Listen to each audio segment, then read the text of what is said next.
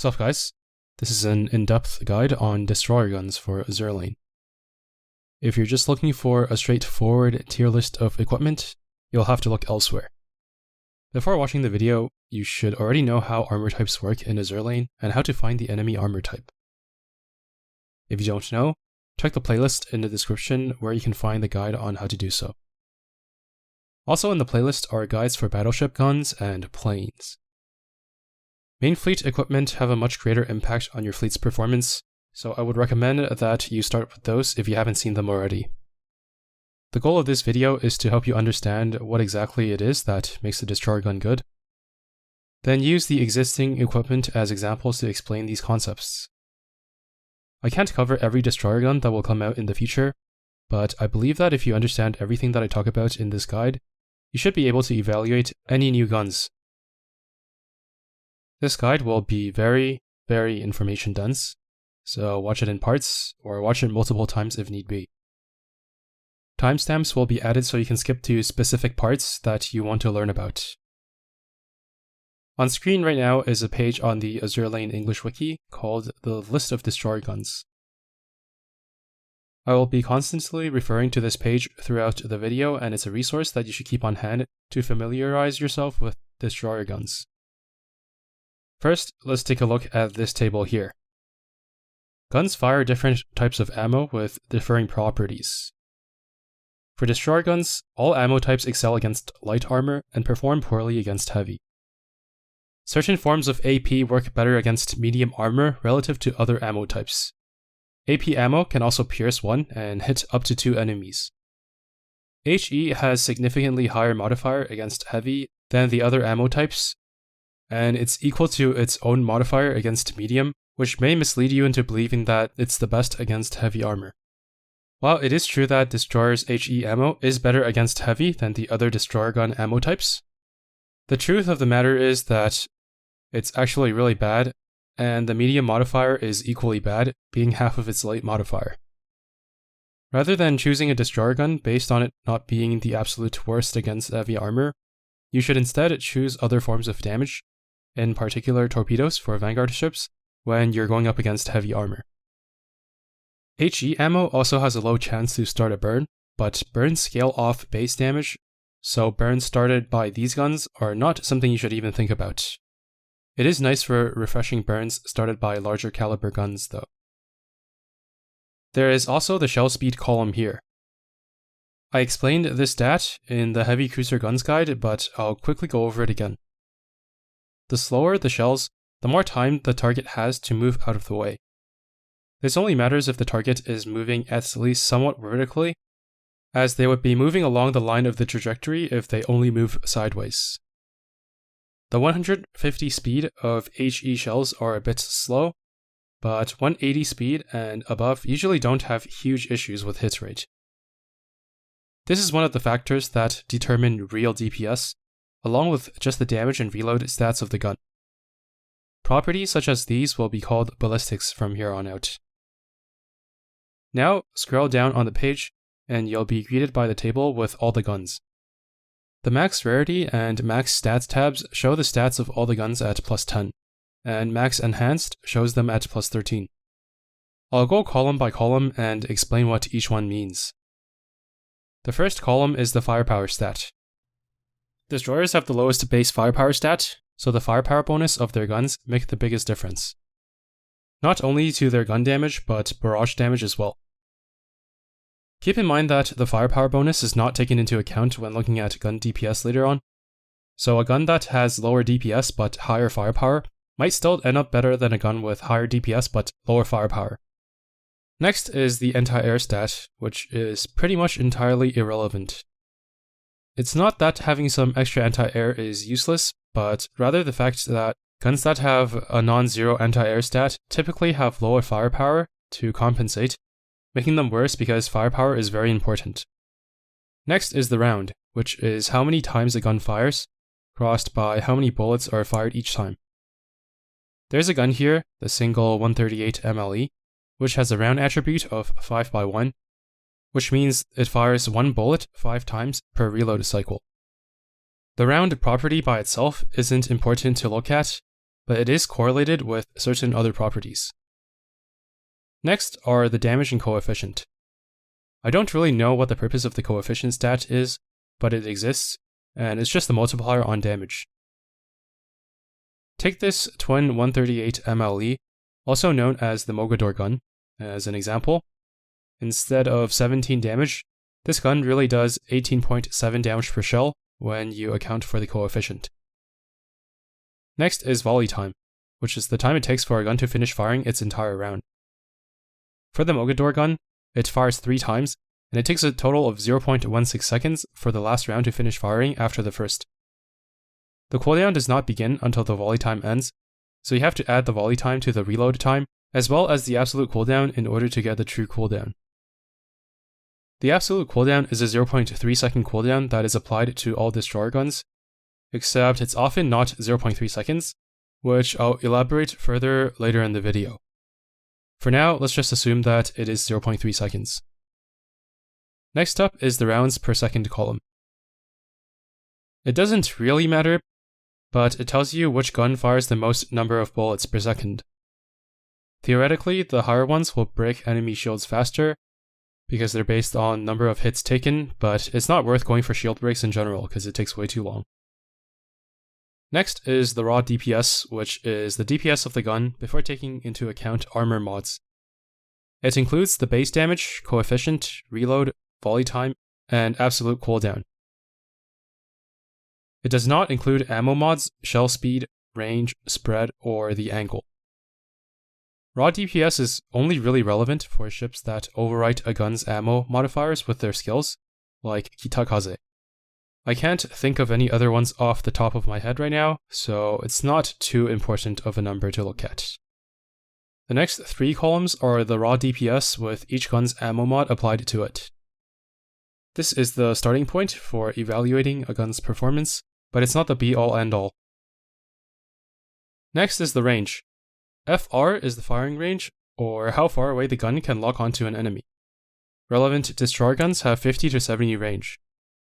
50 is pretty small, and anything past 65 doesn't really make a difference compared to 65. However, this doesn't mean that having more range will immediately result in better performance. Let's say that we have gun A with 50 range and gun B with 55 range.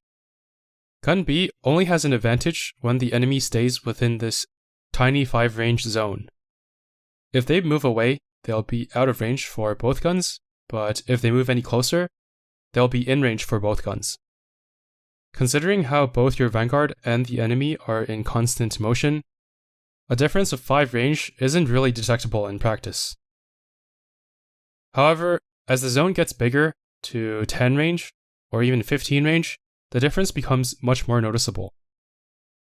This is to say, when comparing 2 guns that are otherwise the same, if the only difference is 5 range, then don't worry about it. If it's 10 or more, and the extra range doesn't go over 65, then the gun with the longer range will be noticeably better.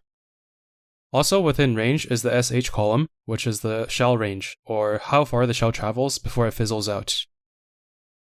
If a gun has a shell range that is lower than that of its firing range, its shells may fizzle out before reaching the target.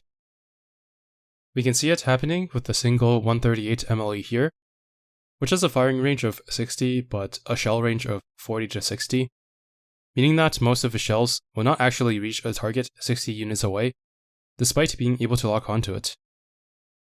When I refer to this phenomena later, I'm going to call it the dead zone. Believe it or not, this gun used to be the best in the game for destroyers. Hardcore players would even buy oil with gems just to farm more copies of it. While it was undoubtedly the best, knowledge of shell ballistics were very limited back then, and in hindsight, it was a little bit overrated. Okay, freezing this frame, we can also see that the shells are not in a straight line. This is determined by the spread stat. This gun has a spread of 15 degrees, meaning that the shots can be up to 15 degrees apart. As far as I can see, all the guns that fire 2 shells at a time have a spread of 0 degrees, making them more accurate than guns that fire single shells, or more than 2 shells. The next two columns are not that important in determining the effectiveness of destroyer guns. Angle is the property which makes heavy cruiser guns a lot worse than they could be, so for more information about the angle property, check out the Heavy Cruiser Guns guide. The last column has the ammo mods of the gun, but they're already baked into the DPS column. Okay, now let's take a look at the best guns in the context of being a primary source of damage. Filtering the table by DPS against light armor, the two rainbow guns rise to the top. The twin 138 MLE, which is commonly referred to as the Mogador gun, is the strongest destroyer gun in the game. It is top of the line across the board in every category with the exception of its reload. Its only drawback is the fact that you can only have a single copy right now, and if you didn't play the event, then you can't get it. Next is the Twin 100 Kai. It is worse than the Twin 138 in every aspect except for its cooldown, which is quite significantly lower.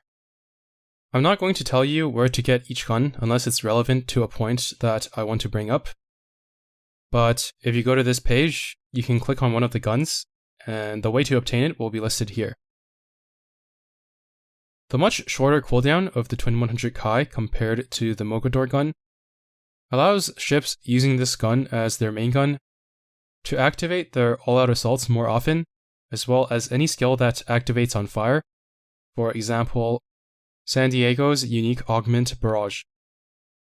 However, its firepower bonus is 30 points lower than the Twin 138, which also contributes to barrage damage, and its range is quite a bit lower, so if a ship isn't heavily reliant on triggering a powerful barrage with their main gun, then the Twin 138 will be better. Looking at my Vanguard tier list, these are the ships that want one of the two, and among them, these are the only ships that would perform as well or slightly better with the Twin 100 Kai, while all the others would do better with the Twin 138. After that, we get into the gold guns.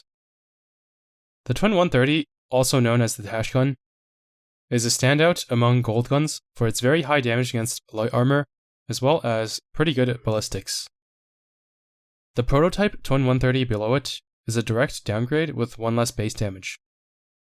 Its niche is that it has more range, but that extra range doesn't really make much of a difference for the Vanguard, because the Tash gun already has long enough range. The next gun is the single 138, which we saw in action earlier with its amazing dead zone. It's quite overrated for where it's placed by its DPS due to its large dead zone, large spread, and slow shell speed.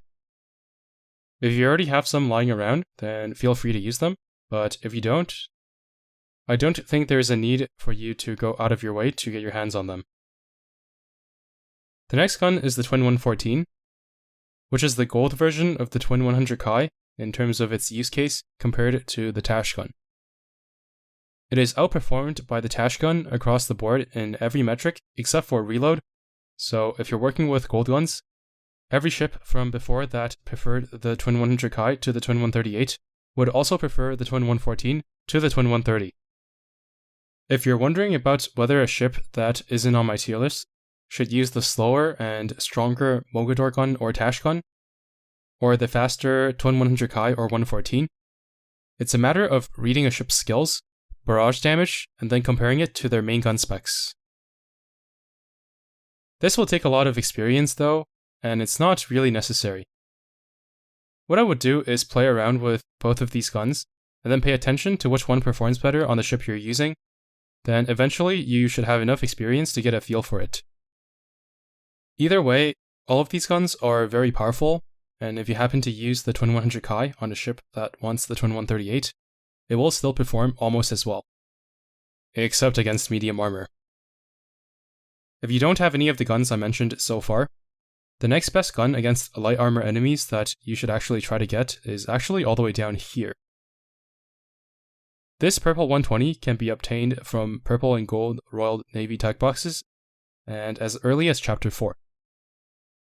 Despite there being quite a gap from the 138 on paper, the performance of the Twin 120 is actually within 5% or so, while being much easier to both obtain and to upgrade. I will also quickly go over every gun I skipped and tell you what the problem is with each one.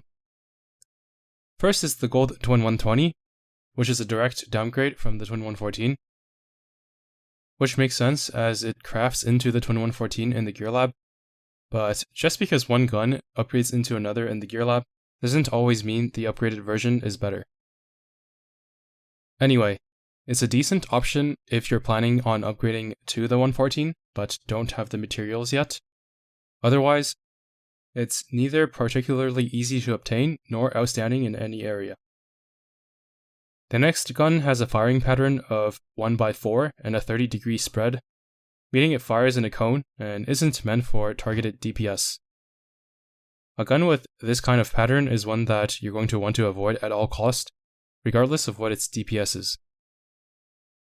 The next gun has a worse dead zone than the single 138, and more spread as well.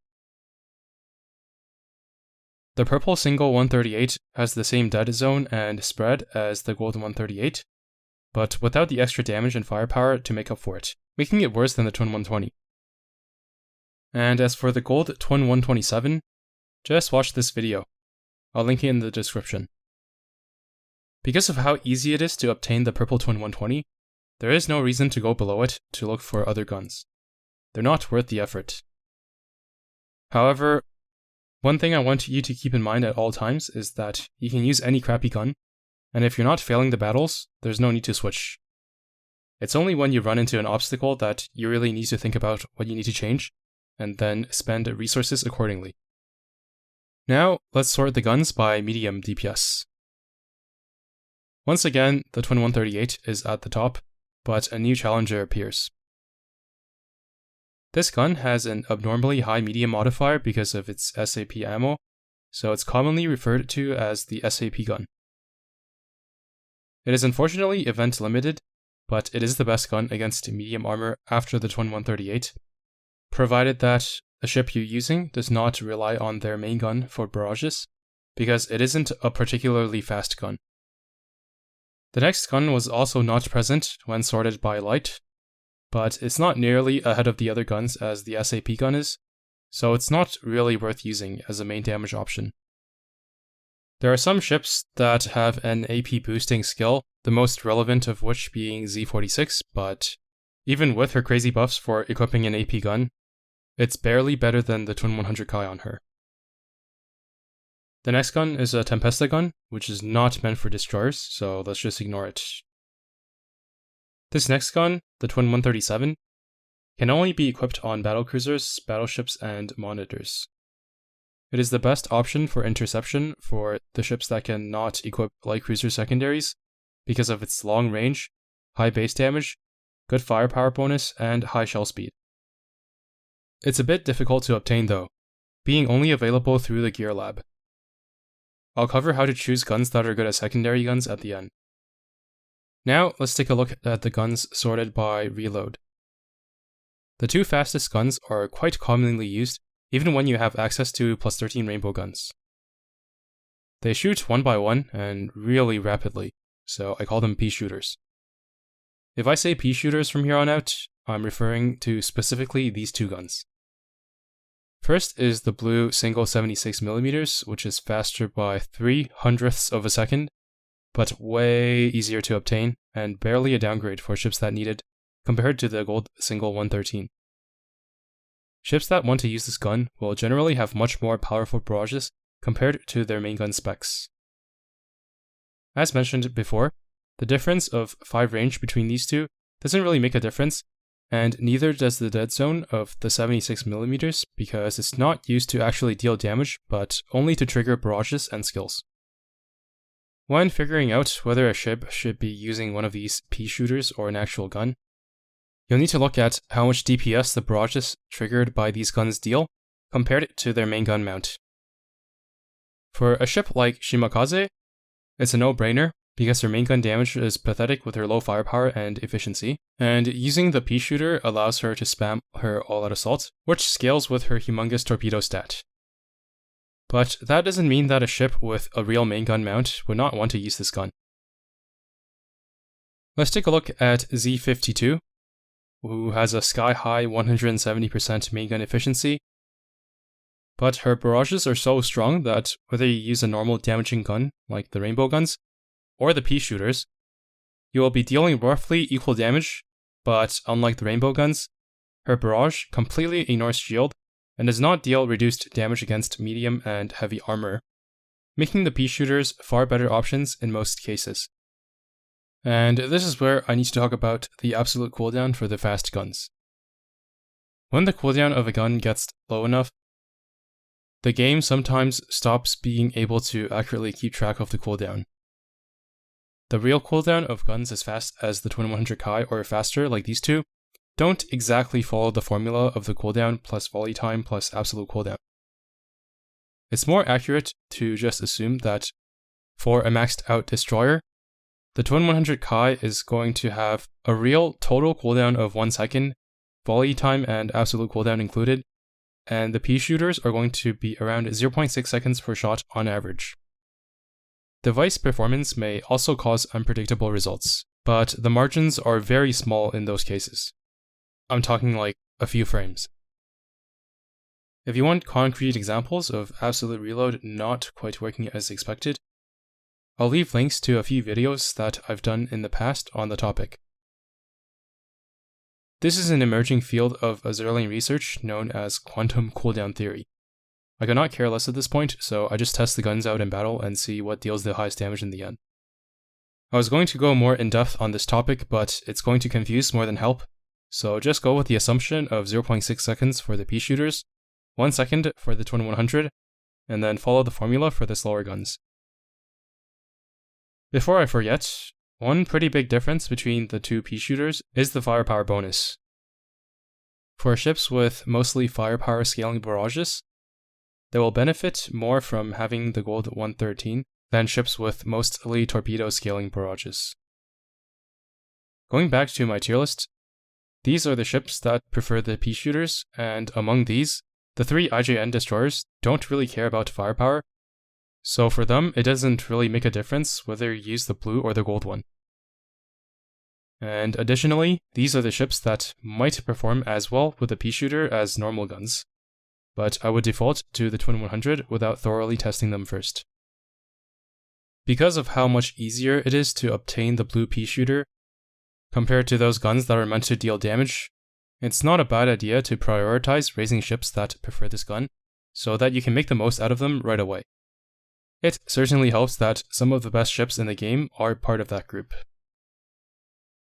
While I'm on the tier list, I want to point out some ships on here with slots that can equip both a destroyer gun or a light cruiser gun. For ships that are not on the list, you can find this information by going to a ship's page on the wiki, and in their loadout, it will say destroyer or light cruiser main gun. With the exception of Felix Schultz and Otto von Alvensleben, who has not made it onto the tier list, all Vanguard ships that can take either a destroyer or light cruiser main gun will prefer the destroyer gun over the light cruiser gun.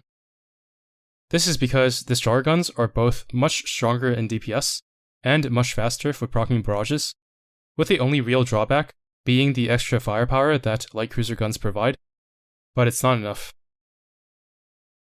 As for Felix, her all-out assault is reduced from 10 shots with a destroyer gun to 4 shots with a light cruiser gun, giving the speed advantage of destroyer guns to light cruiser guns instead. Before wrapping up the video, I also want to go over secondary choices for ships that can't take light cruiser guns.